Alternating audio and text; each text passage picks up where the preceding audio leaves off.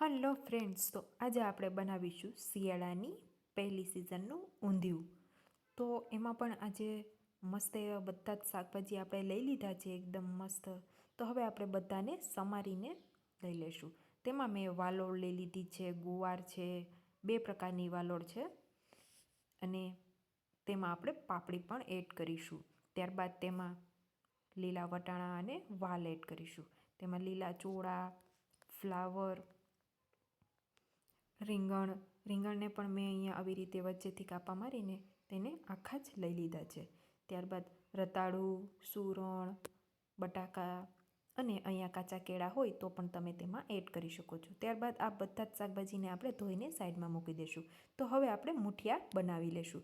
મૂઠિયા માટે મેં અહીંયા ચણાનો લોટ, ધાણા જીરું પાવડર, હિંગ, મીઠું, લાલ મરચું પાવડર, હલ્દી પાવડર, થોડી એવી ખાંડ અને તેલ એડ કરીશું. ત્યારબાદ લસણની પેસ્ટ એડ કરીશું. ત્યારબાદ ગરમ મસાલો, લીલું લસણ, લીલી મેથી અને લીલી કોથમીર એડ કરીશું.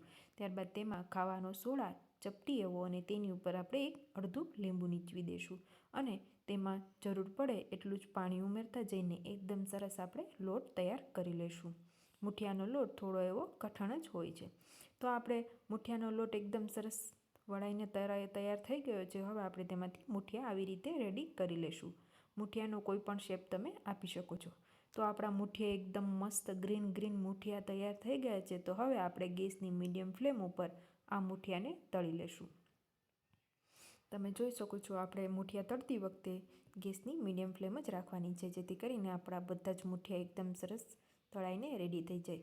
તો આપણા મૂઠિયા તમે જોઈ શકો છો અંદરથી પણ એકદમ મસ્ત ફાટીને એવા મસ્ત તળાઈ ગયા છે. તો હવે આપણે આ મૂઠિયાને કાઢીને ત્યારબાદ આપણે ઊંધિયાની તૈયારી કરી લઈશું. તો તમે જોઈ શકો છો એકદમ મૂઠિયા અંદરથી સોફ્ટ અને બહારથી એકદમ ક્રિસ્પી એવા મૂઠિયા તૈયાર થઈ ગયા છે. આ મૂઠિયાને તમે ચા સાથે પણ ખાઈ શકો છો.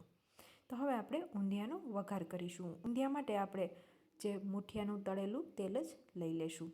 ત્યારબાદ તેમાં જીરું, હિંગ અને 2 થી 3 એવા નંગ ટામેટાના એડ કરીને ટામેટાનો જ આપણે વઘાર કરીશું. ત્યારબાદ તેમાં હળદર પાવડર, સ્વાદ અનુસાર મીઠું, ખાંડેલી લસણની પેસ્ટ, ધાણા જીરું પાવડર, લીલું લસણ અને લાલ મરચું પાવડર 2 થી 3 ચમચી એડ કરીને બરાબર બધાને મિક્સ કરીને આપણે તેલમાં તેને 1 થી 2 મિનિટ સુધી સાંતળી લઈશું. ત્યારબાદ આપણે આપણું બધું જ સમારેલું અને ધોયેલું શાકભાજી એડ કરી દઈશું અને આ શાકભાજીને પણ આપણે 5 થી 7 મિનિટ જેટલું આપણે તેલમાં પાકવા દઈશું.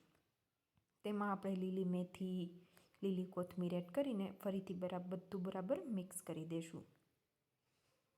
ઊંધિયામાં આપણે વધારે પડતું પાણી એડ નથી કરવાનું, કેમ કે આપણે બધું જ શાકભાજી લીલું છે અને એકદમ સરસ તેલમાં ચોળવવાનું છે. તેટલા માટે આપણે તેમાં અડધાથી પણ અડધું પાણી એડ કરીને ત્યારબાદ તેમાં આપણે એક મૂઠિયાની મસ્ત એવી ગોઠવણી કરી દઈશું. તમે જોઈ શકો છો આવી રીતે વચ્ચે ગ્લાસ મૂકી તેમાં પાણી એડ કરીને ફરતી બાજુ આપણે મૂઠિયા મૂકી દેવાના છે. આમ કરવાથી આપણા મૂઠિયા એકદમ મસ્ત રીતે ચડી જાય છે, મસ્ત એવા પાકી જાય છે અને જો આ પાણી વધેલું હોય તો આપણે જે જરૂર પડે તો ઊંધિયામાં એડ કરી શકાય. જો ઊંધિયું કોરું લાગે તો તમે આ પાણી લાસ્ટમાં એડ કરી શકો છો.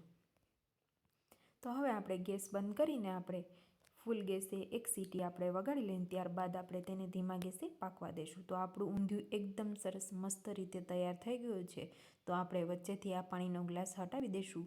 મારે અહીંયા પાણીની જરૂર નથી પડી એટલે મસ્ત આપણું ઊંધિયું તૈયાર થઈ ગયું છે. તમે જોઈ શકો છો. હવે આપણે તેમાં લીલી કોથમીર એડ કરીને ઊંધિયાને સારું કરી લઈશું. તો તમે જોઈ શકો છો મસ્ત એવું આપણું ઊંધિયું તૈયાર થઈ ગયું છે અને ઊંધિયાની સાથે સાથે સલાડ પણ ખૂબ જ એવું મસ્ત છે. તો ચાલો બધા મસ્ત એવું ગરમા ગરમ ઊંધિયું ખાવા. તો આ ઊંધિયું તમે કોઈ પણ સાથે, રોટલી સાથે, ભાત સાથે કે એમને પણ આ ઊંધિયું સેવ નાખીને તમે ખાઈ શકો છો. તો આ સિઝનનું પહેલું ઊંધિયું કોણે બનાવી લીધું છે તે કમેન્ટમાં જરૂરથી જણાવજો અને મારા વિડીયોને લાઇક, શેર અને સબસ્ક્રાઈબ કરતા જાજો.